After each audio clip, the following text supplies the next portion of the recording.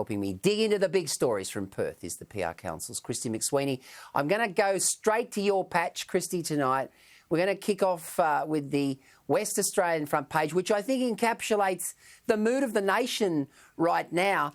And I'm going to explain it in very clear terms, and that is F, gold medal, silver medal, bronze medal, yeah.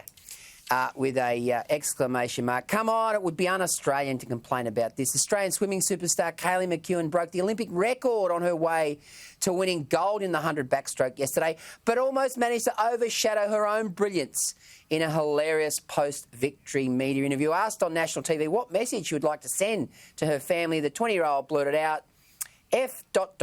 yeah, before quickly realising her faux pas. And Christy, her mum, said that she would give her a little bit of a talking to when she got back, but I think that was in jest. And look, what a great story. And the girls are just absolutely carving up the pool. We've seen what's going on with the Golden Girls who won the 4x100. We also saw that brilliant Ariana Titmus win the 400 yesterday, is setting up a brilliant 200 tomorrow. Look, it's gold in the pool for Australia right now.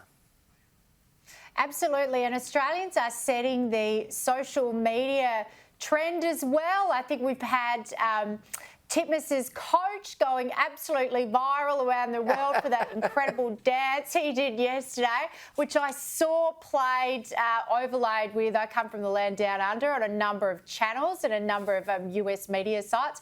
And we've had Kaylee McKeown today with that absolute post-swim blooper that she made. But I'll say it, Gleeso, we have reached true equality in sport when our female athletes can make sound bites like that, just like the blokes have done for decades at the cricket and various other places. So good on her. I don't think there's anything more Australian than that. She deserves it. I hope we're not too harsh on her. And I tell you what, there's no equality in the pool when it comes to the Australians. The girls are lengths ahead of the blokes. I mean, seriously. Exactly. And it seems as though it's a trend, Christy. I mean, look over the years, Dawn Fraser, Shane Gould, Madam Butterfly. I mean, I know we've had Thorpe and Hackett and co, but I tell you what, the girls punch well above their weight when it comes to swimming. I want to go to the telly. And look, this is an interesting one. The telly really going hard here now. Is that all you've got? A building amber light and a singles bubble as New South Wales suffers in isolation. Another month in lockdown, but not much else to arrest Sydney's worrying slide towards a COVID catastrophe. That was the outcome of a crisis cabinet meeting last night, which resolved not to dramatically tighten any restrictions to bring out of control cases down. The telly have really hardened its stance against Gladys Berejiklian in recent weeks and months, Christy. I think it's a major crisis in Sydney, and of course, if you're the person that helms a major crisis, you will get criticism for it. And this is just something that happens to politicians if they're the man or the woman in the chair and the tide turns.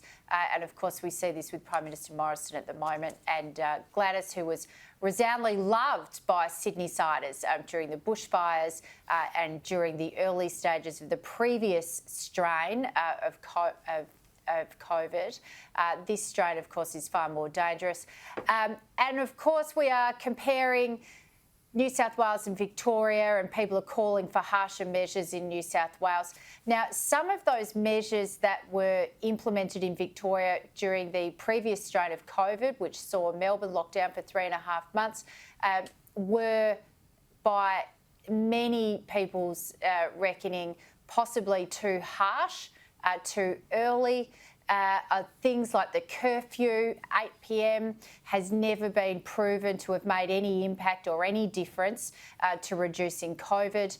So there are measures that were implemented in Victoria that many people believe were too harsh and made no impact, along with many that were implemented that were quite good. So it's up to the New South Wales government, I think, to really be careful about what they choose to implement. But of course, there is some evidence that masks should be worn in many more occasions than they're currently mandated to be so.